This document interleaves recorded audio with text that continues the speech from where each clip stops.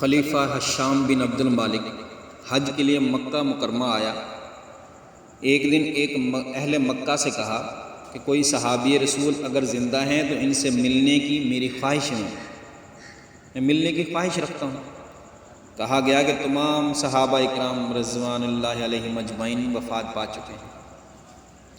کہنے لگا اچھا تابعی ہی صحیح، کہ صحابی کو دیکھنے والا کوئی صحابی ہو، کوئی تابعی ہو جس نے صحابی کو دیکھا ہو۔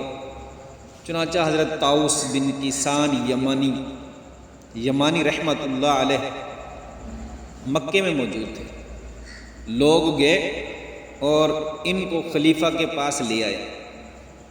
جب وہ اس کے کمرے میں داخل ہوئے تو اپنے جوتے قالین کے کنارے سے لگا کر اتارے اور اس کو امیر المومنین کہنے کی بجائے پکارا السلام علیکم، پھر اس کے قریب جا کے بیٹھ گئے۔ خلیفہ حشام بن مالک کے چہرے پر غصے کے آثار دکھائی دیے۔ اس وقت کا دستور تھا کہ خلیفہ کو نہایت عزت اور احترام کے ساتھ امیر المومنین کہہ کر یا کنیت کے ساتھ پکارا جاتا تھا، لیکن حضرت طاؤس رحمہ اللہ نے کنیت کی بجائے اس سے کہا کیف انت یا حشام، حشام تم کیسے ہو؟ بڑا بے تکلفی سے، حشام تم کیسے ہو؟ اب تو حشام کو، جو خلیفہ تھا حشام، اس کو تو اور زیادہ غصہ آیا اور آپے سے باہر ہو کر بولا یا طاؤس ما حملک علی ما صنعت، اے طاؤس آپ کو ایسا کرنے کی جرت کیسے ہوئی؟ حضرت طاؤس نے فرمایا وما صنعت، میں نے کیا کیا ہے؟ اب خلیفہ حشام کے غصے میں اور اضافہ ہو گیا، بولا پہلی غلطی یہ کہ آپ نے قالین کے کنارے سے لگا کر اپنے جوتے اتارے، یہ ادب کے خلاف ہے۔ دوسری غلطی یہ کہ آپ نے مجھے امیر المومنین کہہ کر سلام نہیں کیا اور مجھے میری کنیت سے نہیں پکارا بلکہ میرے نام سے پکارا ہے۔ آپ نے کہا اے حشام تم کیسے ہو؟ بھلا حکمرانوں کو ایسے کون پکارا جاتا ہے؟ تو اس پر بھی طرح یہ ہے کہ میری اجازت کے بغیر میرے پاس آ کر بیٹھ گئے۔ حضرت طاؤس رحمہ اللہ نے فوراً جواب دیا ہاں میں نے تمہارے پاس داخل ہونے سے پہلے اپنے جوتے اتارے، مگر سنو میں تو ہر روز 5 مرتبہ اپنے رب تعالیٰ کے گھر کے دروازے پر جوتے اتارتا ہوں اور وہ کبھی مجھ سے ناراض نہیں ہوا۔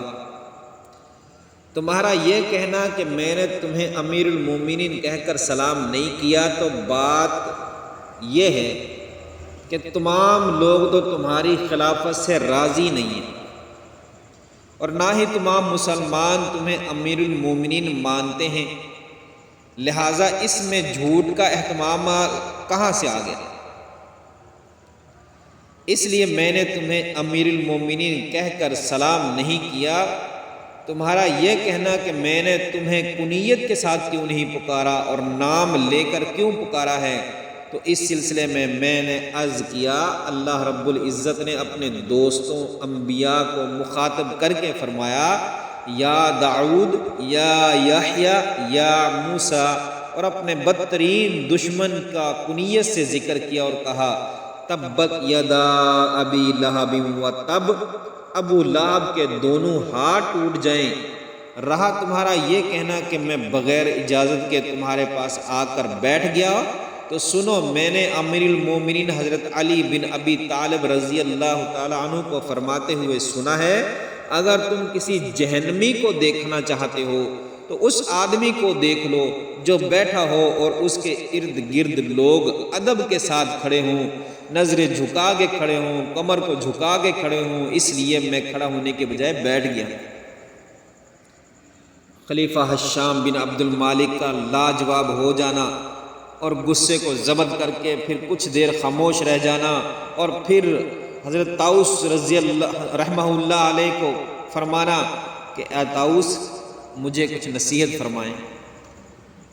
حضرت طاؤس رحمہ اللہ نے فرمایا میں نے امیر المومنین حضرت علی بن ابی طالب رضی اللہ تعالیٰ عنہ کو فرماتے ہوئے سنا ہے کہ جہنم میں پہاڑ کی چوٹیوں کی طرح لمبے تڑنگے سانپ ہوں گے اور خچروں کی طرح بڑے بڑے بچھو ہوں گے جو رعایا کے ساتھ عدل و انصاف نہ کرنے والے امیر ہوں گے ان کو ڈسیں گے۔ لہٰذا میری نصیحت ہے کہ تو امیر المومنین ہے تو اپنی رعایا کے اندر عدل و انصاف قائم کر، یہ میری نصیحت۔ حضرت طاؤس رحمہ اللہ کی وفات 106 ہجری میں ہو گئی۔